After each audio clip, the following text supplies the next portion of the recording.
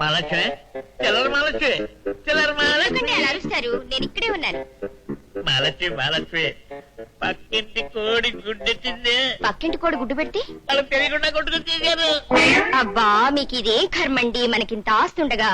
ఉంది, ఆస్తి ఉంది. ఎలా ఉంది, ఎందుకుంది? నేను ఇలా పక్కలలో కోడిగుడ్లు, బజార్లో కూరగాయలు, పచారీ కొట్లలో ఆమదం, చింతపండు, బెల్లం, మెంతులు, ధనియాలు ఇవన్నీ పొదుపు చేయబట్టే ఇంత ఆస్తి ఉంది. నోరు మూసుకుని వెళ్ళి ఆమ్లెట్ వేసుకురావా. ఏమండి? ఏమిటి ఏమిటంట? గుడ్డు పోయింది. అవును, పోద్ది. అంటే ఈ ఊళ్ళో ఎక్కడ గుడ్డు పోయినా నేనే నా దొంగని. వెళ్ళి ఆ గుడ్డెట్టిన కోడిని అడుగు, అసలు గుడ్డెట్టినో లేదో. నేనొచ్చింది గుడ్డు కోసం కాదండి. దేనికంట? టూలెట్ బోర్డు చూసి. బోర్డు చూసినంత మాత్రాన అద్దెకి ఇచ్చేస్తామా? నెలకి 200 అద్దె ఇస్తానండి. 3 నెలల అడ్వాన్స్ ఇస్తానండి. పిల్లలున్న వాళ్ళకి ఇవ్వం. మాకు పిల్లలు లేరండి. ఉద్యోగం లేని వాళ్ళకి ఇవ్వం. నాకు ఉద్యోగం ఉందండి. మాంసం తినని వాళ్ళకి ఇవ్వం. సార్, నీచు మాంసాలు తినని వాళ్ళకి ఇవ్వము అంటున్నా. నాకు మొక్కలేందే ముద్ద దిగదండి. ఓకే, ఇంతవరకు బాగానే ఉంది. పోతే ఇక కండిషన్స్. కండిషన్స్ ఏమిటి సార్? తడికలకు మేకులు కొట్టకూడదు, తలుపులు గట్టిగా వెయ్యకూడదు, రాత్రి 10 తర్వాత దీపాలు ఆర్పేస్తాం, గంటే నీళ్లు ఎక్కువసేపు కొడితే మూతి మూసేస్తాం. ఇందులో ఏ తప్పు జరిగినా ఏం జరుగుతుందో తెలుసా? ఇల్లు ఖాళీ చేయమంటారు? అవునాను, అక్కడే ఉంది. తప్పు 10 రూపాయలు ఫైన్ వేస్తా. ఓకేనా? అన్ని నచ్చాయా? ఇల్లు బాగా నచ్చిందండి. ఇంతకే మీ ఆవిడేది? సర్వమంగళ తాయారు. ఏవిడ ఆటో రిక్షా దిగదా? మీరు అడ్వాన్స్ తీసుకుంటే దిగుతుంది. సార్, అవి 800 అండి. అబ్బా, ఇచ్చింది ఎక్కడ పోతుందయ్యా? ఆవిడ ఆటో రిక్షాలో మాడిపోతుంది ఎండలో. వెళ్ళు వెళ్ళు వెళ్ళు, వెళ్ళవయ్యా, వెళ్ళు వెళ్ళు. పాపం.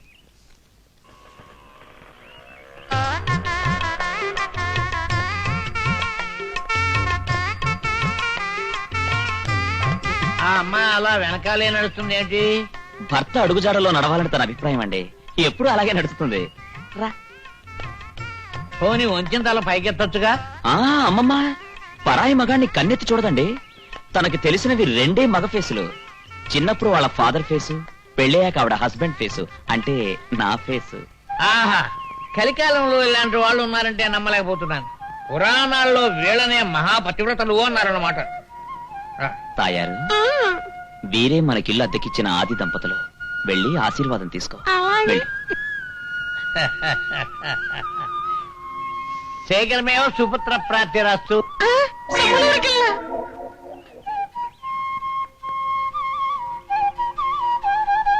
ఏమిటంటుంది?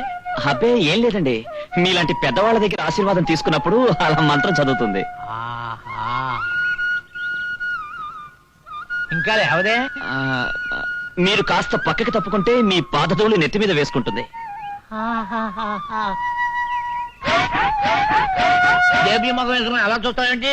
అమ్మాయి లోపల తీసుకెళ్ళి మేడ మీద ఇల్లు చూపించు. రండి రండి, రా బాబు, రా రా.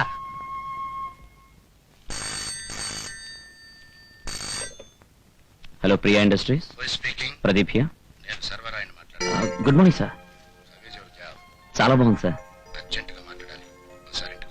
అలాగే సార్, వెంటనే వస్తున్నాను సార్. Okay sir.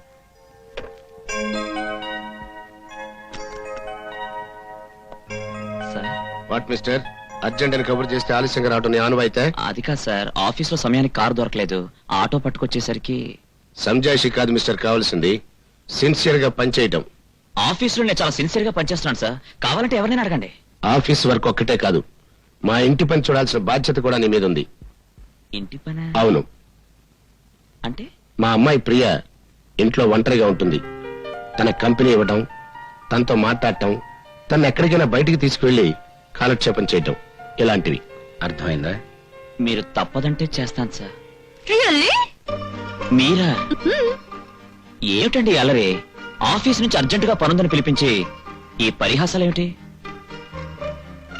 ఇష్టపడ్డ మనిషితో ఆడే పరిహాసాలకి మరో పేరుంది, అదే ప్రేమ. ప్రియా? అవును ప్రదీప్, ఊరి నుంచి వచ్చానన్న మాటే గాని అప్పటి నుంచి నేను మూగగా ఆరాధించడం, నీ గురించి ఆలోచించడం నాకు అలవాటైంది.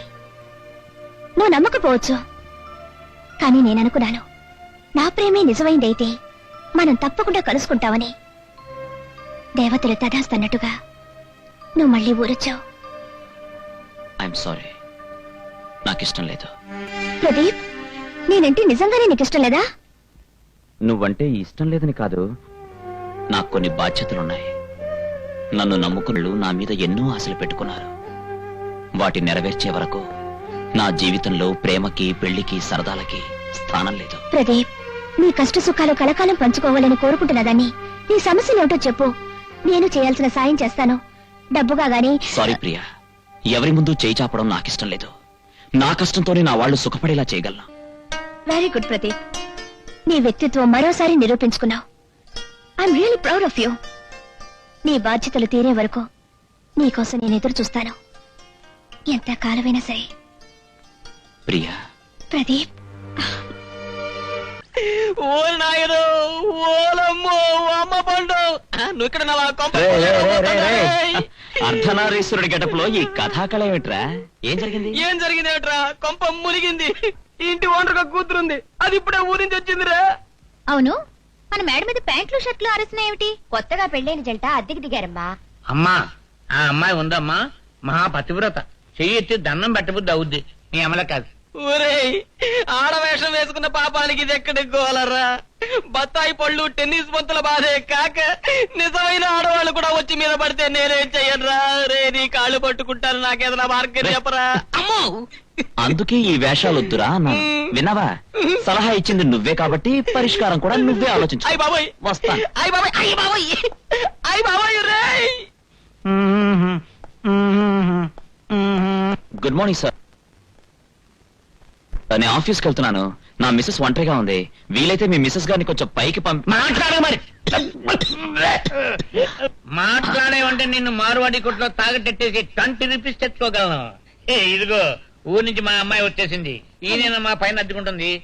దీన్ని మీ ఆవిడ దగ్గరికి పంపించాను అనుకో, ఆవిడ కాలక్షేపం తీరినట్టు ఉంటుంది, మా అమ్మాయికి పతివ్రత లక్షణాలు అలవాడినట్టు ఉంటాయి. చాలా సంతోషం అండి.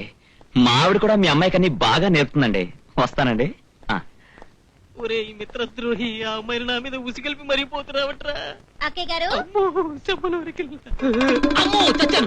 వచ్చేస్తుందిరా బాబు. అమ్మో, ఇవెక్కడ దొరికినాయిరా బాబు? ఇది ఎక్కడ దొరికిందిరా బాబు? ఇలా గొప్ప కొల్లేరైపోతుందిరా దేవుడు. వచ్చేస్తుంది, వచ్చేస్తుంది. అక్కయ్య గారు, అక్కయ్య గారు. ఎవరు? నేనండి, రామలింగం గారు అమ్మాయిని. ఈ రోజే ఊరు నుంచి వచ్చాను, మిమ్మల్ని చూద్దామని. నేను స్నానం చేస్తున్నాను. అబ్బాయి పర్వాలేదండి, నాకేం పర్లేదు. మీ స్నానం అయ్యే వరకు ఇక్కడే కూర్చుంటాను. నేను చర్మ సౌందర్యం కోసం చాలా తంటాలు పడతానమ్మా. స్నానం గంటన్నర చేస్తాను. అరే, నేను అంతే అక్కయ్య గారు, మీకు నా అలవాట్లే ఉన్నాయన్నమాట. తొందరే లేదు, మీరు నిదానంగా స్నానం చేసి రండి, నేను ఇక్కడే ఉంటాను. కర్మ కర్మ. ఇదేంటి అక్కయ్య గారు, బాత్రూమ్ లోంచి బత్తాయి పండు బయటకు వచ్చింది? అదే లేదమ్మా, నేను స్నానం చేసేప్పుడు మధ్య మధ్య గ్యాప్ ఇచ్చి ఫ్రూట్స్ తింటూ ఉంటాను. బత్తాయి ఒలవబోతుంటే జారి బయటపడింది. అలాగా, నేను ఇస్తానండి. అదే నీకదే శ్రమ. ఇందులో శ్రమే ఉందండి. అమ్మాయి, ఆ, అక్కయ్య గారు, మా నాన్నగారు పిలుస్తున్నారు, నేను వెళ్ళి మళ్ళీ వస్తాను.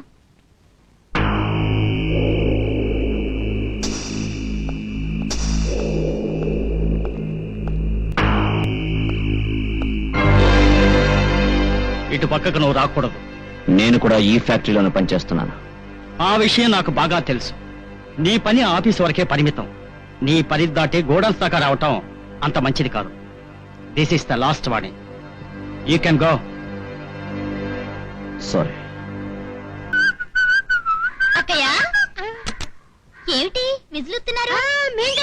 పక్కింటి చంటిగా నన్ను చూసి విసిరేశాడు. పోకిరేదవా అని. ఓ అక్కయ్య, ఓ చిన్న సాయం చేసి పెడతారా? సాయమా? మ్మ్. ఏ టైం సాయము? సమయానికి అమ్మ కూడా ఇంట్లో లేదు, బాత్రూమ్ లో లైట్ పోయింది, కొంచెం వీపురుద్ది పెట్టారా? ప్లీజ్ అక్కయ్య.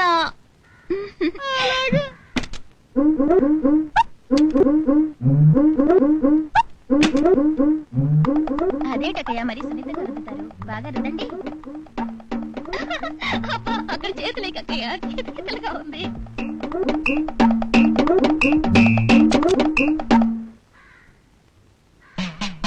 వీపుల్ తోంతాం వీపుల్ తోంతాం వీపుల్ తోంతాం. సీసాలో చుక్కలేదు, నీళ్లు పోసి గిలకరించుకుని తాగాల్సిందే. మహారాష్ట్ర లాటరీ కూడా మోసం చేసింది, బ్యాడ్ లక్. సార్ ఎవరు? Money order sir. జోకులేకయ్యా, మనీ ఆర్డరా? మా ఇంటికా? నువ్వేనా కొత్త? అవును మీకే. ఇక జాగ్రత్తగా చూసి చెప్పవయ్యా. నాకు ఆశ పెట్టి తర్వాత కాదంటే నా పరువు పోతుంది, ఆ తర్వాత నాకు కోపం వస్తుంది. ఐ విల్ గెట్ కోపం. ప్రదీప్ మీ అబ్బాయే కదా? అది కరెక్ట్. అన్నపూర్ణమ్మ గారు మీ ఆవిడే కదా? అది కరెక్టే. ఆవిడ పేరున మీ అబ్బాయి గారు 1000 రూపాయలు పంపించారు. మరి చెప్పవే, ఇచ్చి త్వరగా ఇచ్చి. ఆవిడ పిలవండి సార్. ఆవిడ వచ్చే పరిస్థితుల్లో లేదయ్యా. ఏ? టైఫాయిడ్ అయ్యా, 103 డిగ్రీల జ్వరం. అలాగా? ఈ పరిస్థితుల్లో ఆవిడ ఇబ్బంది పెట్టడం ఎందుకు? ఆవిడ తరఫున నేను సంతకం పెట్టేస్తాను. సరే పెట్టండి.